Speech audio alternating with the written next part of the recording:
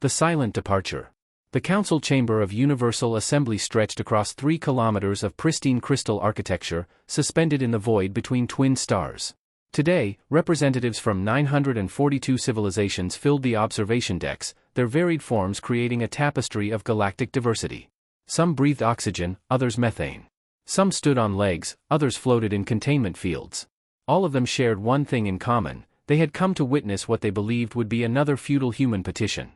Ambassador Chen stood at the central platform, her simple gray suit a stark contrast to the elaborate ceremonial garments worn by other delegates. At 58 years old, she had spent half her life in these chambers, representing Earth and its colonies. Her dark eyes scanned the assembled crowd with an expression that made several nearby delegates shift uncomfortably. There was something different about her today, though none of them could quite identify what it was. Council Overseer Thrain activated the session with a gesture of his primary manipulator. He was a Keltheran, a species that had held positions of authority for over 15,000 years. His crystalline body refracted light in patterns that his people used for communication, and right now those patterns expressed barely concealed boredom. The Assembly recognizes the human delegation, Thrain announced, his translated voice carrying across the chamber. We understand you wish to present your annual request for elevated status within the Security Directorate. Please proceed, though I must remind you that this body has considered and rejected this petition 173 times previously. A wave of amusement rippled through the gathered delegates. The Vexori representative, a being composed of living shadow, produced what passed for laughter among his kind. The Morellian envoy openly yawned, her 3 mouths moving in sequence. Chen waited for the noise to subside. When she spoke, her voice was calm and clear, carrying none of the pleading tone they had come to expect from human representatives. Honored members of the Universal Assembly, I stand before you today not to request anything, but to inform you of a decision that has already been made. She paused, letting the words sink in. Effective immediately, humanity withdraws from the Galactic Council. All human personnel, across all sectors and all positions, will return to Earth and its colonies within 6 standard months. All technology currently operated by human specialists will be transferred to Council authority. All humanitarian missions staffed by humans will cease operations. The chamber erupted. Delegates shouted in dozens of languages, their translation devices struggling to keep pace. Thrain's crystalline body flashed in patterns of confusion and irritation. This is unacceptable, bellowed Ambassador Krell of the Thorian Expanse. He was a massive creature, built like a mountain of scaled muscle. Humanity cannot simply abandon their obligations. You have treaties, agreements, contracts spanning centuries. All of which, Chen replied, her voice cutting through the chaos, were negotiated in good faith with the understanding that humanity would be treated as equal partners.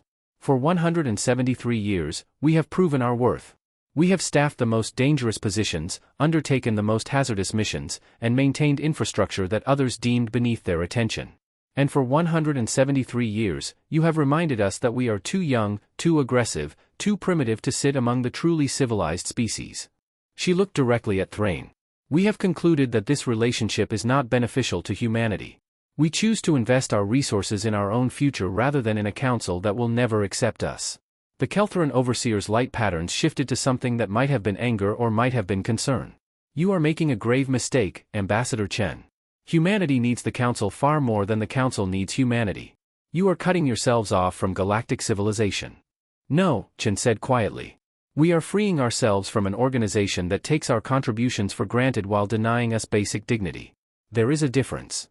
She gathered her papers and descended from the platform. The human delegation rose as one and followed her toward the exit. No one tried to stop them.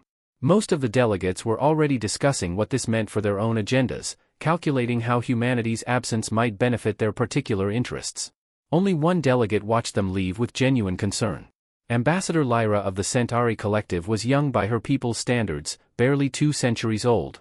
She had worked with human teams on several humanitarian missions and had seen firsthand what they were capable of. She knew something that the others did not: humanity never made empty gestures.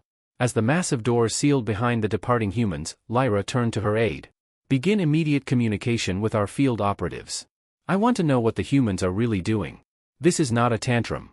This is strategy. Across the galaxy, in human facilities on 1,000 different worlds, encrypted messages arrived simultaneously. The content was simple: Protocol Exodus. 3 hours later, human doctors at the Varelian Medical Institute on Cora Prime gathered their personal belongings and informed the director that they were resigning. The director, a Varelian named Tess, stared at them in confusion. "But the plague research," she protested. "You are the only ones working with active samples. You are the only ones willing to risk exposure. Who will continue the work?" The lead human researcher, Dr. Sarah Kim, offered an apologetic smile. "I'm sure you'll find someone. Our transport leaves in 2 hours." They did not find anyone. The moment word spread that humans would no longer handle the dangerous biological work, every Varelian scientist found urgent reasons to avoid the contaminated laboratories. Within a week, critical research ground to a halt.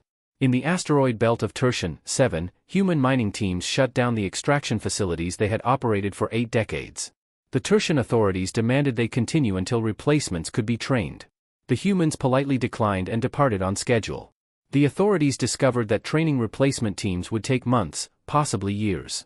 The asteroids held rare elements essential to faster-than-light drive construction. Without those elements, shipbuilding across 3 sectors would cease. At Navigation Station Theta, positioned at a critical junction between the core worlds and the frontier territories, human traffic controllers managed the flow of thousands of ships per day. They were the only species willing to work in such a high-stress environment, making split-second decisions that meant the difference between safe passage and catastrophic collision. When they left, the station tried to replace them with automated systems. The systems lasted 4 days before a near-miss between a colony ship and a cargo hauler forced the station to shut down entirely until a solution could be found. The pattern repeated across the galaxy. Peacekeeping forces lost their most reliable soldiers. Research stations lost the scientists willing to work with dangerous materials. Border outposts lost the guards who actually patrolled hostile zones. Trade routes lost the pilots crazy enough to fly through pirate-infested space. Each individual loss seemed small. Each could be explained away as temporary inconvenience. But the losses kept mounting, and slowly, the galaxy began to realize how much it had depended on the species it had deemed too primitive for true partnership. 3 months after humanity's departure, Council Overseer Thrain called an emergency session. The chamber was noticeably less festive than usual. Many delegates arrived with reports of crisis in their home territories. "The situation is becoming untenable," announced Representative Vosh of the Marcellian systems. 17 of our primary trade routes have been suspended due to lack of qualified pilots. Our economy is contracting by 8% per quarter. Medical research has stalled across 12 major facilities, added Director Tess, who had been granted special permission to address the council. We are facing potential pandemic scenarios with no one willing to handle containment protocols. Ambassador Krell slammed his massive fist on his podium. Our border defenses are compromised. We have lost monitoring capability across 40% of our frontier. Raiders are becoming bolder. We need military support. Thrain's light patterns flickered with unusual rapidity, a sign of stress in his species. We are aware of the challenges. The Council is working on solutions. What solutions? Demanded Lyra, speaking up for the first time. We have spent 3 months trying to replace human personnel and have failed at every turn. Perhaps we need to admit the truth. We built our civilization on human labor while pretending they were beneath us. They were given fair compensation, Thrain protested. They were given everything except respect, Lyra countered. They asked for partnership, for a voice in decisions that affected all of us.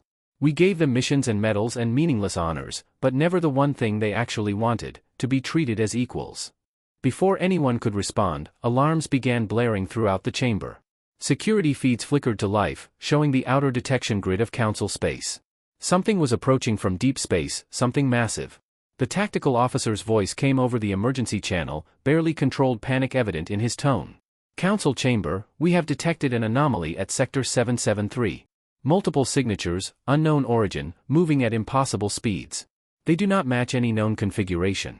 On the screens, dark shapes appeared against the starfield. They were enormous, each one the size of a small moon, and there were hundreds of them. They moved with purpose, with intelligence, closing on Council space in perfect formation. Identification? Thrain demanded. Unknown, Overseer. Our databases have no record of these vessels or their energy signatures. They are not responding to any communication attempts. As the Council watched in growing horror, the lead vessel fired. A beam of crimson energy lanced across space and struck an outlying station. The station, which housed 15,000 beings, simply ceased to exist. There was no explosion, no debris. It was there one moment and gone the next, as if it had been erased from reality. Panic erupted in the Council chamber. Delegates screamed demands for military response, for evacuation protocols, for someone to do something. Through the chaos, Lyra's voice cut clear and cold. Where are they heading? The tactical officer checked his screens. Current trajectory takes them directly toward the core worlds, Ambassador. They are moving through our space like we are not even here. Every attempt to hail them has been ignored. Every warning has been dismissed. Thrane's crystalline form had gone completely dark, a Keltheran response to overwhelming fear. Deploy the defense fleets. All of them. Send word to every member world. We face an extinction-level threat. As military coordinators scrambled to organize a response, Ambassador Krell looked around the chamber with dawning horror. Who is going to coordinate the fleet actions? Who is going to manage communications between our different military forces? The humans always did that. They were the only ones who could get our various species to work together. The chamber fell silent as the truth settled over them like a funeral shroud. For millennia, they had believed themselves the pinnacle of civilization, the enlightened beings who ruled the galaxy through wisdom and superiority. Now, with their very existence threatened, they were discovering that their civilization had been held together not by their own greatness, but by the efforts of the species they had scorned. On Earth, in a facility buried deep beneath the surface, Ambassador Chen stood in a command center and watched the same tactical displays the Council was seeing. Around her, human military commanders studied the approaching threat with grim expressions. They are moving faster than we predicted, noted Admiral Marcus Stone, a man whose weathered face spoke of 4 decades in military service. We have perhaps 3 weeks before they reach the core worlds. Chen nodded slowly. And the Council? Scrambling. Their fleets are moving into position, but from what we are seeing, they have no unified command structure. Each species is operating independently. It will be a massacre. How many will die? Conservative estimates? 50 billion in the first wave. By the time the threat is contained, if it can be contained. He trailed off, unable to finish the sentence. Chen closed her eyes. She had known this was coming. Humanity's long-range sensor network, the one they had built and maintained in secret for over a century, had detected the approaching threat 18 months ago. That was what had prompted Protocol Exodus. They had tried to warn the Council subtly, through careful diplomatic channels, but their warnings had been dismissed as human paranoia. Now the threat was here, and the galaxy was unprepared. "Ma'am," said a young communications officer. "We are receiving thousands of messages from Council space. Civilian ships requesting permission to enter human territory. Refugees fleeing the invasion path. Open the borders," Chen said without hesitation. "Every human world, every station, every facility. Anyone who reaches our space gets sanctuary." Admiral Stone looked at her. "We do not have infinite resources. We have enough. We always have enough when it matters." She turned back to the displays showing the approaching fleet of unknown vessels. "And Admiral, begin Phase 2. "Ma'am, are you certain?" "Once we commit to this, we are certain. Humanity did not walk away from the galaxy to watch it burn. We walked away to build what we needed to save it. Now it is time to show them what we have built."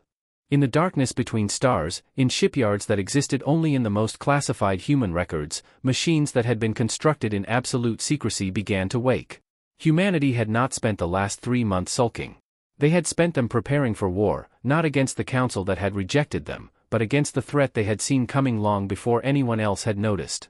The universe was about to learn why humanity had earned its reputation for stubbornness. They did not fight because they were asked. They did not fight for recognition or reward.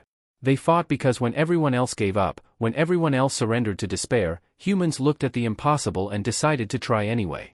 The galaxy had called them too aggressive, too primitive, too dangerous. Soon, they would understand that humanity's greatest strength was not their capacity for violence, but their absolute refusal to abandon anyone who needed help, even those who had spent centuries treating them as lesser beings. The first human vessel emerged from hyperspace at the edge of Council territory, and nothing in the galaxy would ever be the same again. The Reckoning. The Battle of Keltheran Ridge would be remembered as the day the galaxy learned the difference between arrogance and confidence. 7 Council fleets, representing the combined military might of 300 worlds, assembled in defensive formation around the Keltheran home system. It was the largest gathering of military force in recorded history, over 12,000 warships arranged in patterns that military tacticians had spent centuries perfecting. Council Overseer Thrane commanded the defense from his flagship, the Eternal Radiance. Around him, holographic displays showed the approaching enemy fleet. They had given the invaders a name now, the Devourers.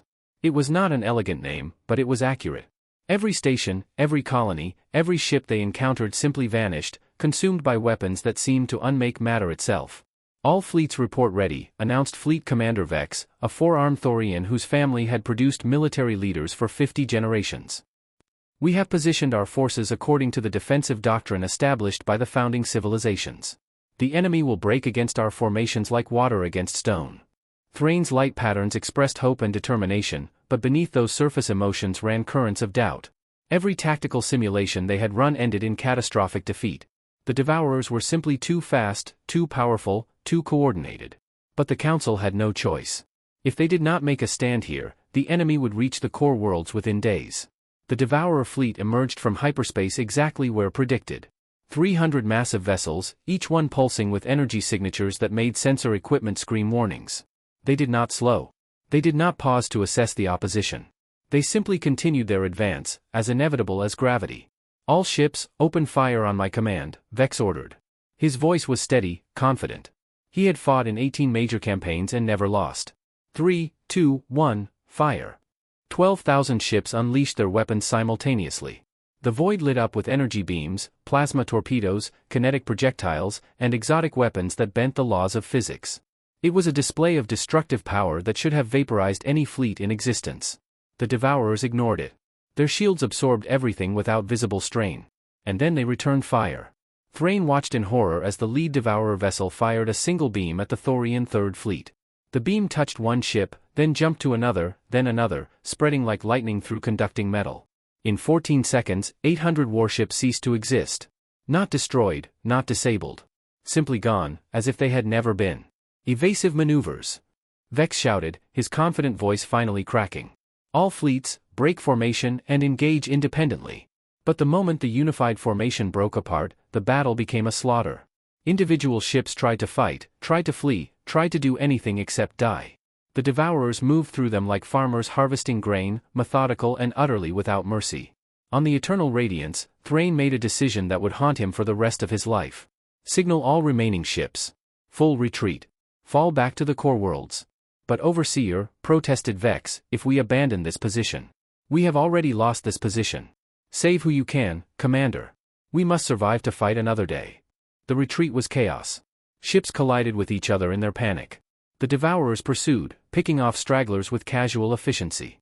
Of the 12,000 ships that had begun the battle, fewer than 3,000 made it to hyperspace. The rest joined the growing list of things that no longer existed. In council chambers across the galaxy, emergency sessions devolved into screaming matches. Ambassador Krell physically attacked a Varelian delegate who suggested surrender. Representative Vosh collapsed from stress-induced system failure and had to be carried from the chamber. Fear had replaced the arrogance that had defined galactic civilization for millennia. Ambassador Lyra stood before the emergency council and delivered a truth that no one wanted to hear. "We need the humans. It is that simple. Without them, we cannot coordinate a defense. Without them, we have no chance of survival." "The humans abandoned us," shrieked someone from the back of the chamber. "They left us to die." "No," Lyra said quietly but firmly. "We abandoned them first. For 173 years, we took their help while denying them respect. They finally stopped accepting our abuse. Now we face the consequences of our choices." Thrain, who had barely slept since the disaster at Keltheran Ridge, forced himself to speak. "Ambassador Lyra is correct. I propose we send a delegation to Earth. We offer them whatever they ask. Full council membership, voting rights, equal partnership. Anything, if they will help us." The vote was unanimous for the first time in council history. Fear was an excellent motivator for cooperation. The delegation that arrived at Earth 3 days later expected to find a fortress world bristling with weapons and surrounded by warships. What they found instead stopped them cold. Earth was beautiful in a way that made Lyra's hearts ache. Blue oceans, green continents, white clouds swirling in atmospheric patterns. But surrounding the planet were thousands of civilian ships. Refugee vessels from every corner of the galaxy, crowding Earth's orbital space like migrating birds seeking shelter from a storm. "They are taking in refugees," breathed Ambassador Krell in disbelief. "Even now, with the galaxy burning, they are saving everyone they can reach." The delegation was received not in a military command center but in a simple conference room in Geneva. Ambassador Chen met them with the same calm expression she had worn when announcing humanity's departure. Beside her sat Admiral Stone and 3 other humans who were introduced as representatives of Earth's unified government. Thrain stepped forward, his crystalline body dimmed with shame. "Ambassador Chen, we come to beg for your help. The Devourers will destroy everything if we cannot stop them. We acknowledge that we were wrong. We acknowledge that humanity deserves the respect and partnership we denied. Please, help us. Chen was quiet for a long moment. When she spoke, her voice carried no triumph, no satisfaction at seeing the proud council brought low. Only weariness. Overseer Thrain, do you understand what you are really asking? You want us to send our sons and daughters to die for civilizations that called them animals. You want us to sacrifice our future to preserve a galaxy that refused us basic dignity. Yes, Thrain said simply. Because that is who humans are. You help even when helping costs you everything. You save even those who do not deserve saving. It is your nature, and we are asking you to be true to that nature one more time. Admiral Stone leaned forward, his expression hard. That is manipulation, Overseer. You are trying to use our compassion as a weapon against us. Yes, Thrain agreed again. Because it is the only weapon we have left. Our pride is broken. Our fleets are scattered. Our civilization is dying. We have nothing to offer except our acknowledgement that we were wrong and you were right. If that is not enough, then billions will die, and their deaths will be partially our fault for our arrogance, but also partially yours for your abandonment. Chen's eyes flashed with anger. Do not try to place this on us. We warned you. 18 months ago, through back channels, we told your intelligence services that something was coming from deep space. We showed you our sensor data. You dismissed it as human paranoia and aggressive nature. The delegation shifted uncomfortably. Lyra had heard rumors of such warnings but had not believed them. You are right, Thrain admitted. We ignored your warnings because we did not want to believe that humans could see threats we could not. Our arrogance blinded us. But the civilians dying out there right now, they are not responsible for our mistakes. The children being consumed by the devourers, they never voted to exclude humanity from the council. They are innocent. Chen stood and walked to the window, looking out at the orbital space crowded with refugee ships. We know they are innocent. That is why we have taken in 600 million refugees so far. That is why every human world has opened its borders. We are not monsters, Overseer. We never were, despite what your council believed. Then you will help? She turned back to face them. We will help. But not because you asked. Not because you finally admitted you were wrong. We will help because that is who we have chosen to be. That is the civilization we have built. Relief flooded through the delegation, but Chen held up a hand. However, there will be conditions. After this is over, assuming we all survive, the Galactic Council will be dissolved. In its place, we will establish a new organization. One based on merit and mutual respect, not species age or perceived sophistication. One where decisions are made by those who do the work, not by those who claim superiority by birthright. Agreed, Thrain said without hesitation. Several other delegates nodded. Only Ambassador Krell looked conflicted, but even he did not protest. Furthermore, Chen continued, human refugees will have the same rights as any other species. No second-class citizenship. No special restrictions. True equality. Agreed. And finally, humanity will have complete operational control of the military response to the devourer threat. You will provide ships and soldiers, but our commanders will make all strategic decisions. No debates, no councils, no committees. When we give orders, they will be followed immediately and without question. This condition caused more hesitation. Giving complete military authority to any single species was unprecedented. But Lyra spoke up. Agreed. We have proven we cannot coordinate ourselves. You are our only hope of mounting an effective defense. The others reluctantly nodded their agreement. Admiral Stone stood and activated a holographic display. Then let me show you what humanity has been building while you were busy ignoring us. The display showed a shipyard, but not like any shipyard the delegates had seen before. It was vast beyond comprehension, hidden in a distant nebula that human vessels had been exploring in secret for decades. And in that shipyard floated ships that made even Ambassador Krell gasp in shock. They were massive, sleek predators of vessels that somehow looked alive. Their hulls were made of materials that seemed to absorb light. Their weapons arrays showed technology that should not exist. We call them Defiant-class battle carriers, Admiral Stone explained. We have been constructing them for the past 8 years, after our deep-range sensors detected the Devourer fleet's approach. We tried to warn you, but when you ignored our warnings, we decided to prepare on our own. How many? Asked Krell, his voice barely a whisper. 347, with another 100 nearing completion. The number stunned them. The Council's largest fleet comprised fewer than 200 capital ships. Humanity had built an armada in secret that dwarfed anything the galaxy had ever seen. But that is not all, Chen said. She nodded to Admiral Stone, who changed the display. Now it showed something else, something that made even Thrain's crystalline form pulse with hope. We also have this. The display showed a weapon, but calling it a weapon was like calling a star a candle. It was a construct that stretched across thousands of kilometers, built in the depths of interstellar space where no one would think to look. Energy readings suggested it could output more power than a dozen stars combined. We call it the Cascade Array, Admiral Stone explained. It is designed to disrupt the specific energy signature used by Devourer weapons. We believe it will neutralize their primary advantage. You believe? Thrain asked. You have not tested it? We have not had a target to test it on until now, Admiral Stone admitted. But our models are solid. And more importantly, it is the only chance we have. The Devourers are 23 days from the core worlds. We need to move now.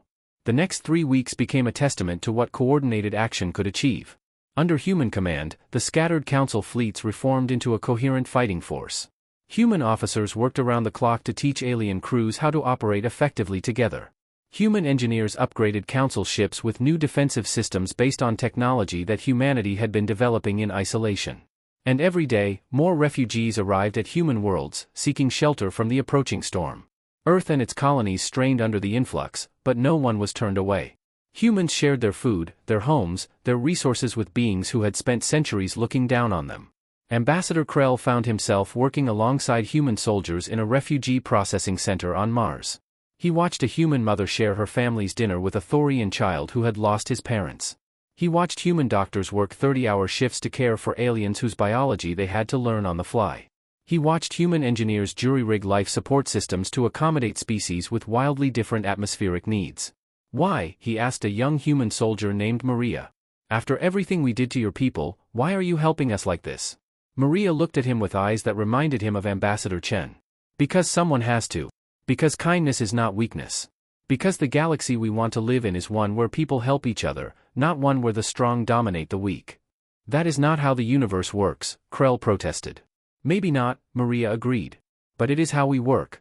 And we figure if we keep acting like that is the way things should be, maybe eventually the universe will get the message.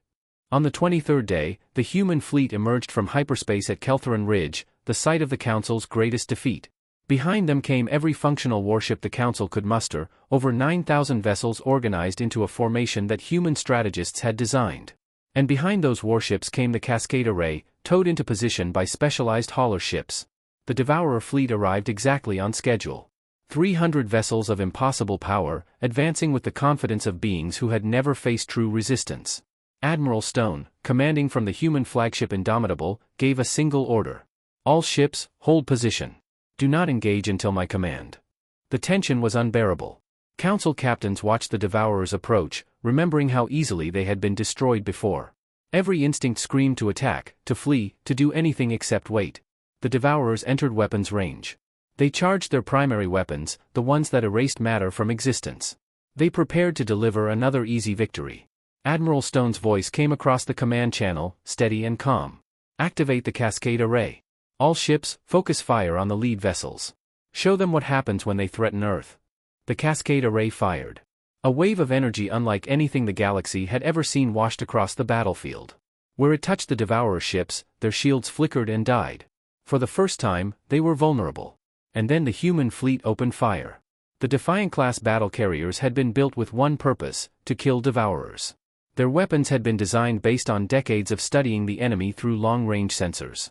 Every system, every design choice, every piece of technology had been optimized for this single moment. The results were devastating. Devourer ships, which had seemed invincible, began to explode under concentrated fire. The Council fleet, following human coordination, struck with precision that had been impossible before. Species that had never worked together now fought as one unified force. The battle lasted 6 hours. When it ended, the Devourer fleet had been destroyed. Not a single enemy vessel escaped. The galaxy had faced extinction and survived, but only because humanity had refused to abandon them. In the aftermath, as rescue ships recovered survivors and engineers began repairing damaged vessels, Ambassador Chen stood on the bridge of the Indomitable and looked at the debris field that had once been an invading army. Thrain appeared beside her, his crystalline form now pulsing with colors of respect and gratitude. You saved us all. Humanity saved us when we deserved to fall. We did not do it for you, Chen said quietly. We did it for the innocent beings who would have died. We did it because it was right. I know, Thrain said. And that is why, when we build the new galactic organization, humanity will help lead it. Not because you demanded it, but because you earned it. You showed us what true civilization looks like. Not the ability to dominate others, but the strength to help them. Chen turned to face him. Will your people accept that? Will all the proud species of the galaxy accept being led by humans they once called primitives? Thrain's light patterns expressed something that might have been humor. I think after today, no one will ever question humanity's right to lead. You walked away from us to build something better. Then, when we needed you most, you returned to save us. That is not primitive behavior. That is the most advanced form of civilization possible. Across the galaxy, on 1,000 worlds where refugees had found shelter, similar conversations were happening. Species that had sneered at humanity now worked beside humans to rebuild. Children of different races played together in human cities. Old prejudices died in the face of undeniable truth. Humanity had proven that strength and compassion were not opposites but complementary forces. The Galactic Council was dissolved as promised. In its place rose the United Galactic Alliance, an organization built on principles that humanity had championed for nearly 2 centuries. Merit over age. Cooperation over domination. Respect over hierarchy. And at its founding ceremony, when representatives from every species gathered to sign the charter, it was Ambassador Chen who spoke first. Not because she demanded the honor, but because every other delegate insisted she take it. We stand here today, she said, not as victors and defeated, but as survivors who learned a hard lesson. The universe does not care about our pride or our prejudices. It will humble us or destroy us with equal indifference. Our only defense against the darkness is each other. Our only strength is our willingness to stand together. She looked around at the assembled delegates. Humanity walked away from the old order because we refuse to accept that some beings are inherently superior to others. We return now to help build a new order, one where everyone has a voice, everyone contributes, everyone matters. This is the galaxy we choose to create. This is the civilization we choose to be. The applause that followed came from hundreds of species, from beings who had learned that true advancement was measured not in technology or age, but in the capacity for growth, for change, for becoming better than what they had been. And in the years that followed, when new species encountered the United Galactic Alliance, they heard the story of how humanity had walked away and the universe had trembled. They heard how the most powerful civilization in history had nearly fallen because they had taken for granted the contributions of those they deemed inferior. They heard how humanity had returned not with revenge but with salvation.